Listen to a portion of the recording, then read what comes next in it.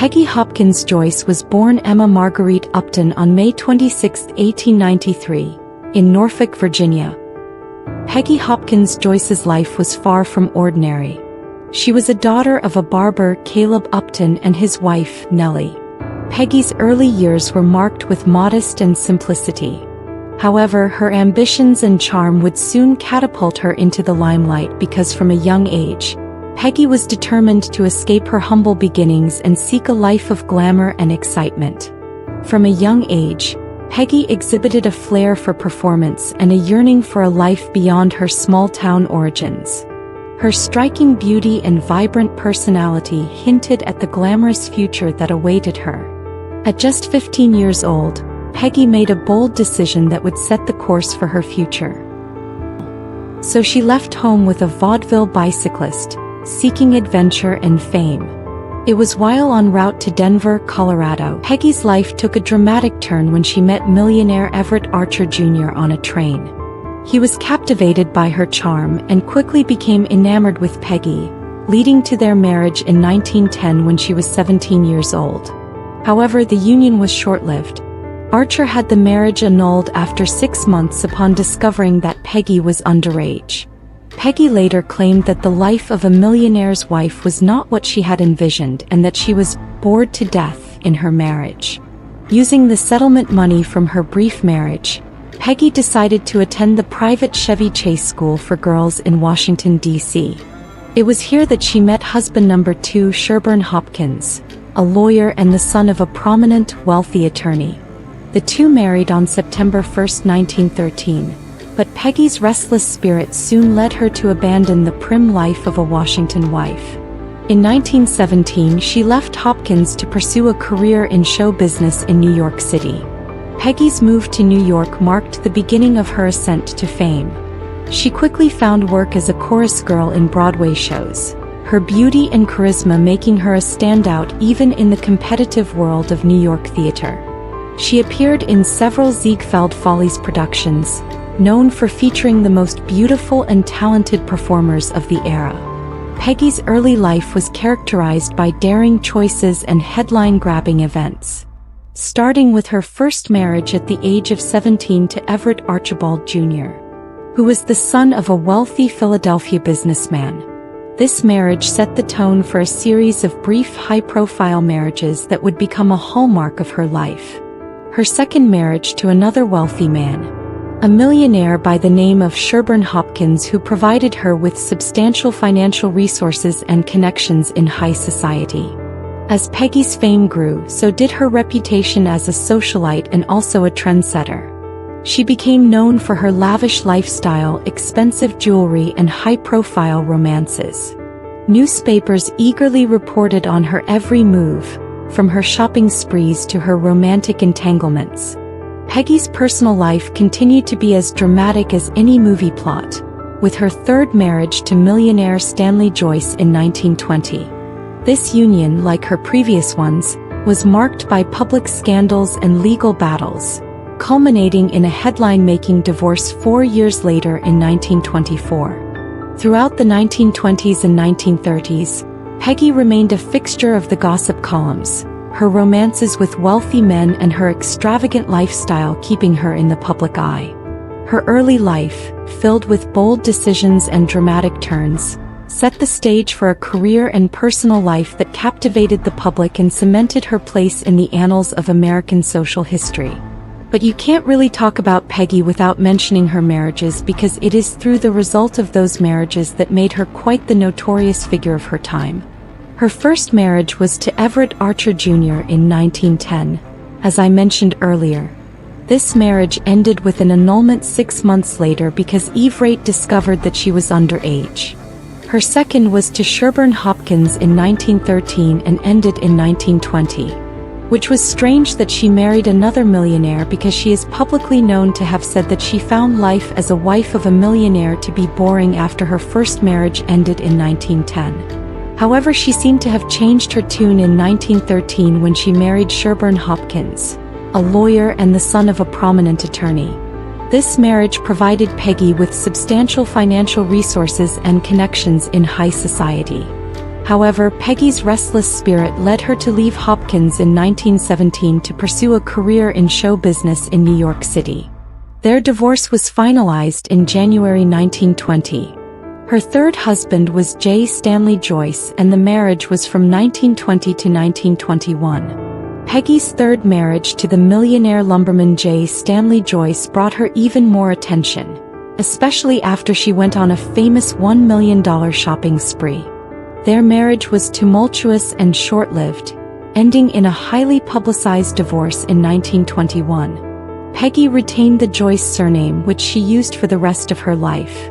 Husband number 4 was Gustav Morner, who she married 3 years after her third marriage ended in 1924 and ended in 1926. Peggy married the Swedish Count Gustav Morner, and yet again this marriage was marked by public scandals and legal battles. Peggy accused Morner of cruelty, while he claimed she was unfaithful. It was very messy. Their divorce in 1926 was another headline-grabbing event in Peggy's life. Number 5 was Anthony Easton in 1945. Peggy's fifth marriage was to a consulting engineer called Anthony Easton on December 3, 1945. This marriage, which happened 19 years after her last divorce to husband number 4, made headlines when Peggy refused to include the word obey in her marriage vows. Although there is no record of a formal divorce, their union ended sometime before 1953. Because it was in 1953 that Peggy married Andrew Meyer. This was Peggy's sixth and final marriage. Little is actually known about this marriage, but it was short-lived like her previous unions. Peggy's ability to attract wealthy and influential men remained a constant theme throughout her life. Peggy Hopkins Joyce's marriages are synonymous with her because they were a significant part of her public persona. Each marriage brought her wealth, attention, and scandal, contributing to her reputation as a gold digger and socialite. Her life story, filled with dramatic turns and high-profile relationships, continues to captivate the public imagination even to this day. Peggy's marriages were not just personal milestones but also reflections of the societal norms and expectations of her time. Her ability to navigate the upper echelons of society, despite the controversies, speaks to her resilience, charm, and charisma. Peggy Hopkins Joyce remains a fascinating figure in the history of American socialites. Her life is a testament to the excesses and intrigues of the Jazz Age. So enough about her marriages, let's talk about her career. Peggy's Broadway career began in 1917 when she made her debut in the Ziegfeld Follies. The Ziegfeld Follies were renowned for their lavish productions and for featuring the most beautiful and talented performers of the era. Peggy's striking looks and vibrant personality quickly made her a standout. Her performances were characterized by a captivating stage presence that drew audiences and critics alike. Following her success in the Ziegfeld Follies, Peggy appeared in the Schubert's production of A Sleepless Night. Her involvement with Broadway producer Lee Schubert, both professionally and personally, further cemented her place in the theater world. Peggy's Broadway career not only included her performances but also her ability to stay in the public eye. By 1922, Peggy had become one of the most written about women in the American press. She was known for granting interviews in her bedroom, often dressed in sheer negligées, which only added to her allure and mystique. Her name appeared in the lyrics of songs by Cole Porter and Irving Berlin. She was a frequent subject of cartoons in The New Yorker, with comedians like Will Rogers, Eddie Cantor, and Frank Fay often mentioned her in their acts, knowing that her name would elicit laughs and recognition from the audience. One of Peggy's most sensational performances was in the 1923 installment of Earl Carroll's Vanities. Earl Carroll's productions were known for their risque content and glamorous showgirls, and Peggy's involvement caused the sensation. Her performance in the Vanities showcased her ability to captivate and entertain, solidifying her status as a Broadway star.